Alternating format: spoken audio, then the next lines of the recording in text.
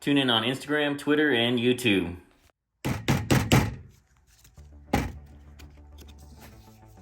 Alright, today we're doing Easter tri-tip, but we're gonna do it not really like brisket style. I mean, we're gonna do it longer, but only take it to about 170 or so internal, just enough to where you don't have the blood and you don't have too much pink, because when you live in a household where your girls don't like that sort of stuff, that's what you do. All right, but comes out really good. Plus it gives me the opportunity to smoke something for a little while. But we'll be doing tri-tip, and we'll be doing ribs. Do about 3 racks of ribs, some sausage, and yeah, that'll be our Easter feast.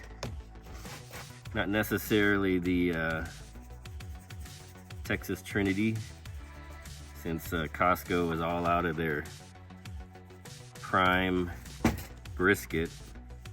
They had it down at $2.99 a pound, and they were sold out at the 3 locations they had locally here in Tucson. So at least I was able to get one last weekend, that 24 pounder.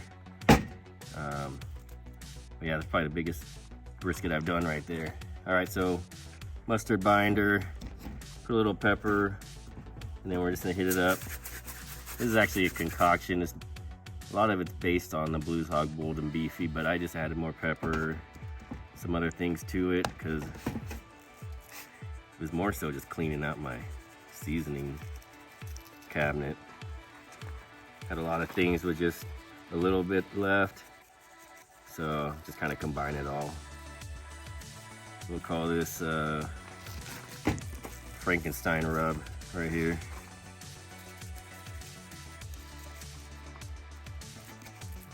Right.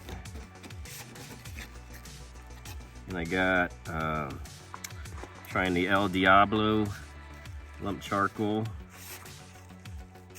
Got a buddy of mine Enrique, that picked it up for me here locally at Food City here in Tucson. But I think he said the price of that thing was 40-pound bag for about 20 bucks or even less. So we'll see how hot this burns. He said it burns really good, and it's a mesquite lump charcoal. But if this turns out to be pretty good, that's gonna be cutting a lot of cost and fuel, because that's 20 bucks or so for 40 pounds, and it lasts a while. I'll be able to utilize that for a long time. All right, I think that's good there. Should have done this probably first, but let me throw just a little bit of meat church brisket injection coming out. Do too much, but let's put a little bit of this stuff. This is really good.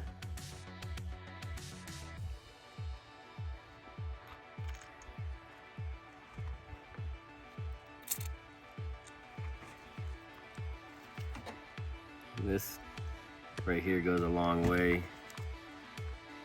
think they recommend about a third cup of the mixture to a cup of water, but actually use a little bit less, because it does get kind of thick depending on the ratio you use. But they tell you that just do it to your liking. I've learned that you don't have to use as much powder to water to get it tasting good and lasting longer. All right, see right there, this was less than a third of a cup, maybe of the mix, probably a cup of water or so, a little more. But came out good consistency. It's gonna have the flavor in there. Go ahead and just throw a little bit more rub on.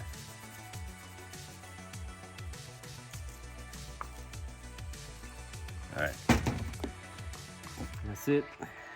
Going to throw these on. I'll do the ribs in a little bit because it probably won't take no more than about 4 hours. This right here might take about 6 or so, and let it rest for a little while, but we'll check on it here in a little bit and get them on. All right, tri-tip's been on for a little bit, and we're gonna go ahead and put the ribs on. Not gonna spend too much time trimming and shaping these guys, but you do want to take the membrane off when you're working with pork ribs. Easiest way, you just slide the butter knife towards the end, kind of pop it open like that.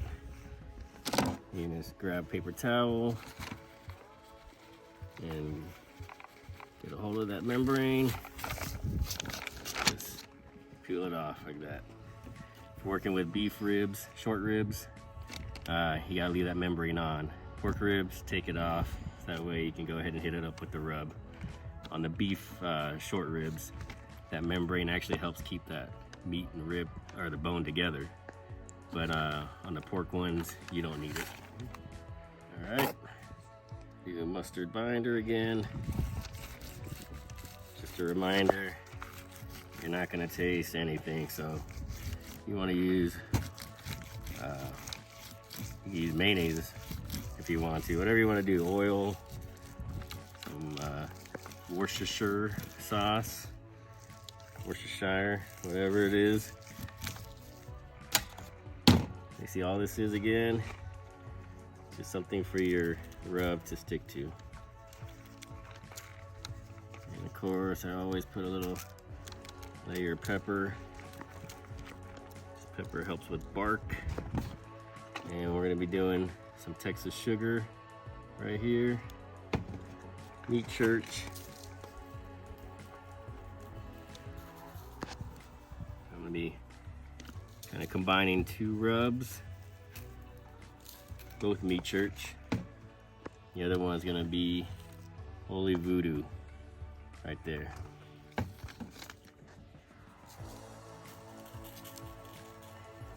Add a little spice, the Texas sugar for a little sweet.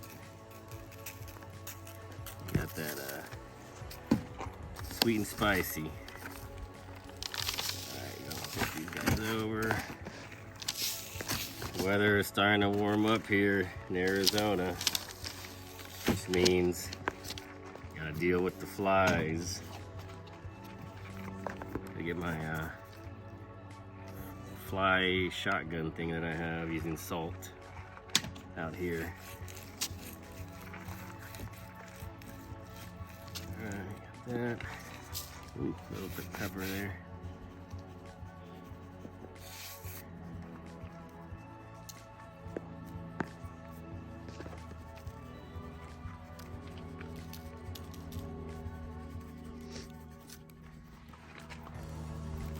All right,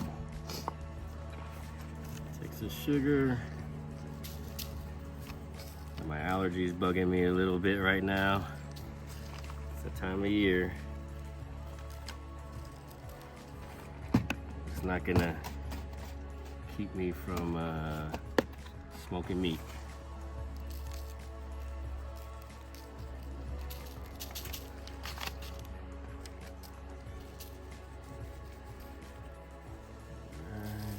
There.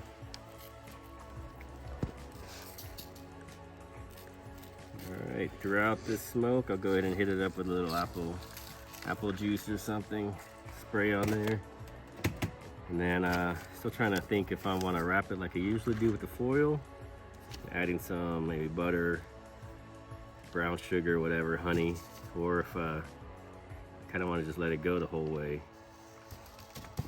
We'll see how it goes. But that's pretty much it. Throw these in, and then we'll check on it here maybe hour or so.